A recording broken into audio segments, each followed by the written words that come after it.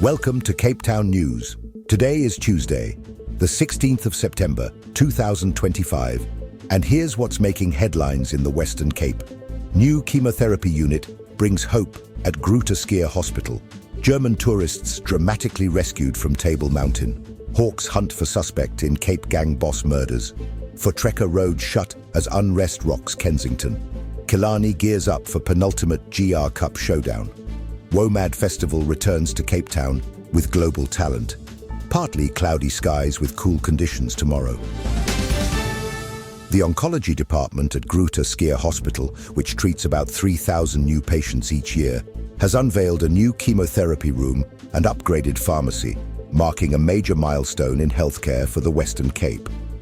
The 5.2 million rand project, supported by generous donors such as Wheel to Heal with 1 million rand, the Radiation Oncology Facilities Board Fund, the Groote Schuur Trust, civil society partners, and government contributions will ease overcrowding, improve patient dignity, and ensure chemotherapy medicines are prepared safely and efficiently. Western Cape Minister of Health and Wellness Mireille Wenger praised the collaboration, saying it reflected the best of Cape Townian spirit. Patient Dwayne Minder shared his story of being diagnosed with stage 4 lymphoma after collapsing from spinal cord compression. With urgent treatment, including chemotherapy and radiotherapy, he has regained movement and continues to rebuild his life. He said the new room gives patients a sense of space, fresh air, and dignity during treatment, reminding them that they are not alone. Dr. Shaheem de Vries, CEO of Groote Schuur, said the upgrades will impact thousands of families across the province, proving that healthcare advances are possible when society unites. The Western Cape government said the facility highlights a commitment to compassionate care, while donors noted their support was driven by the belief that access to quality treatment must not depend on circumstance. For patients and their loved ones, this upgrade brings more than medical progress. It delivers a message of hope, proving that with compassion, investment, and teamwork, even the most daunting journeys can be made lighter. The Wilderness Search and Rescue, working alongside SANParks Rangers, completed a dramatic late-night rescue after 3 German tourists became stranded on Table Mountain. The tourists, aged 22 to 24, began their hike at 3:30 p.m. on Friday afternoon, following the India Fenster route toward the Upper Cable Station. As evening fell, mist and cold winds swept in, reducing visibility and increasing risk. Instead of attempting the notoriously tricky fountain ledge, the group chose caution and called the emergency number 0219370300. The Wilderness Search and Rescue spokesperson David Nell said their preparedness with warm clothing, food and water proved vital. Their foresight helped them survive the conditions until teams reached them, he explained. Crews navigated poor visibility and strong winds, but found the hikers and safely escorted them down. The operation concluded at 12:27 a.m. on Saturday morning. The rescue underlined the unpredictable danger of Table Mountain, which draws thousands of local and international hikers every year. SANParks and the Wilderness Search and Rescue reminded the public to begin hikes early, travel in groups, and prepare for sudden weather changes. They stressed that even experienced hikers must not underestimate the terrain. The German tourists' safe return demonstrated both the importance of careful planning and the professionalism of Cape Town's emergency responders. Their ordeal serves as a powerful reminder that while the mountain is iconic, it demands respect. The Hawks are urgently appealing to the public to help trace a man of interest in the murders of alleged Cape gang boss Peter Jaggers and his associate William Peterson. The pair were kidnapped in July 2024 after landing at OR Tambo International Airport in Gauteng. Jaggers, from Kreefgut, Bishop Lavis, was accused of stealing 1 billion rand in cocaine from Colombian cartels, sparking rumors of cartel retaliation. CCTV footage captured a man last seen with the two before they vanished. Their decomposed bodies, bound with chains, were discovered in a Free State dam in October 2024. Warrant Officer Thatohatsi Mavimbela said the man seen in the footage is now central to the investigation, adding that detectives believe he holds critical information. The suspect was driving a grey Mercedes-Benz and is considered key to solving the case. The Hawks called for information, urging citizens to contact Lieutenant Colonel J. Cobbs on 0823199522, Crime Stop on 0860010111, or report anonymously via the MySaps app. Jaggers was also tied to the controversial Berta fishing experience, once accused of smuggling drugs disguised as a fishing trip. City Mako member J.P. Smith warned that cartel-linked crime poses a growing threat to Cape Townian communities and said public cooperation could prove decisive in breaking the cycle of gang-related violence. Motorists in Kensington endured major disruption on Monday as Voortrekker Road was closed due to protest action. By 11:30 a.m., the R102 was blocked between Jakes Hervel Drive and 18th Avenue, forcing traffic into gridlock in both directions. Demonstrators obstructed the road with burning debris, creating dangerous conditions for commuters. A second closure occurred near Maitland Cemetery, adding further delays. Metro Police and law enforcement urged motorists to avoid the area completely and instead use the N1, Coburg Road, and other parallel routes. Officers were deployed to monitor the unrest, directing traffic away from hotspots and assisting stranded drivers. Although no major injuries were reported, the city confirmed that the closures caused severe delays lasting several hours. Frustrated drivers were forced onto side roads, many of which also became congested. Commuters were urged to monitor eye-traffic alerts and city communication channels for real-time updates. Authorities stressed that protest-related disruptions are unpredictable and often prolonged.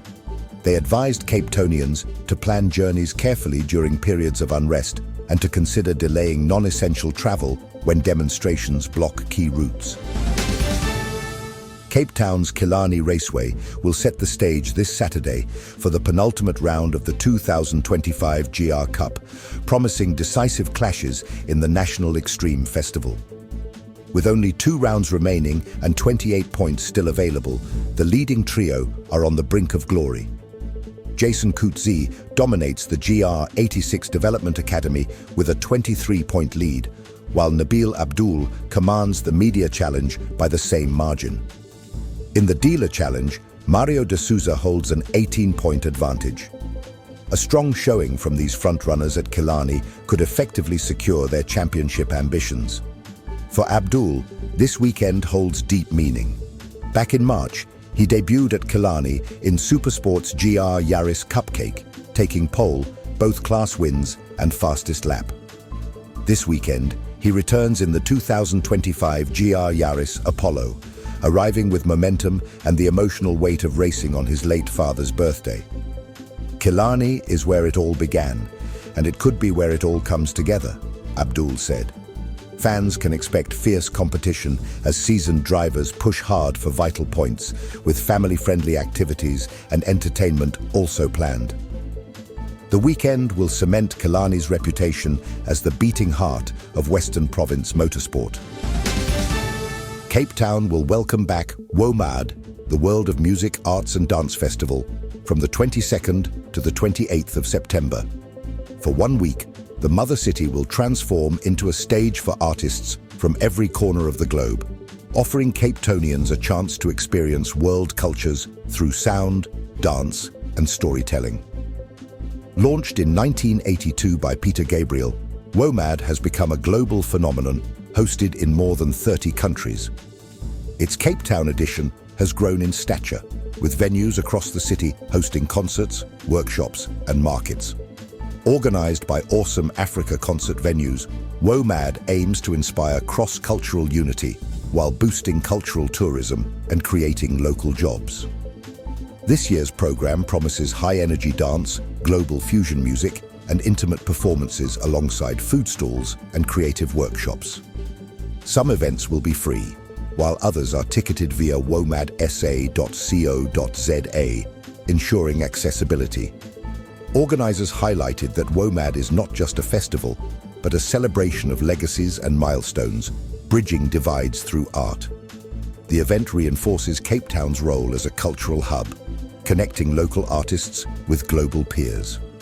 With its promise of discovery and collaboration, WOMAD is expected to draw thousands, leaving behind both memories and economic value. Here is your money, commodities, and crypto updates. Starting with major currencies, the US dollar is trading at 17 Rand and 37 cents. The British pound stands at 23 Rand and 54 cents, and the euro will cost you 20 Rand and 45 cents. Moving to the commodities market, gold is priced at 2,054 Rand and 57 cents per gram. Silver is trading at 23 Rand and 79 cents per gram. Platinum is valued at 782 Rand and 31 cents per gram. And Brent crude oil is trading at $67.19 per barrel. In the cryptocurrency market, Bitcoin is valued at 1,999,306 Rand, while Ethereum is trading at 78,489 Rand. Ripple XRP is priced at 51 Rand and 85 cents. And finally, Solana is trading at 4,072 Rand. Keep in mind that these numbers are based on the latest data, but may still change as markets fluctuate in the course of the day. Tomorrow, Wednesday the 17th of September, will bring partly cloudy skies and cool conditions across the Western Cape. Cape Town will range from 12 overnight to 16 by day, with Paarl warming to 17 after a low of 10, and Stellenbosch sitting between 11 and 16. Winds will be moderate from the southwest in the afternoon, before calming in the evening. At sea, swells of 2 to 3 meters will persist along the Atlantic seaboard, easing slightly as the day progresses. Mariners are advised to take caution in exposed areas. Tides for Cape Town are forecast at high tide at 12:17 a.m., low tide at 6:37 a.m., high tide at 12:52 p.m., and low tide at 7:12 p.m. Sunrise will be at 6:42, with sunset at 6:39. The UV index will reach level 5, considered moderate, so sun protection is recommended during midday hours for outdoor activities. With that, we conclude today's bulletin, and now you know what's happening in the mother city. Thank you for watching Cape Town News. Make sure to subscribe and hit the notification bell so you never miss a story. We appreciate your support. Let us know your thoughts in the comments below, and don't forget tomorrow's Cape Town News drops right here on YouTube at 12 noon. Meanwhile, stay safe, informed, and connected.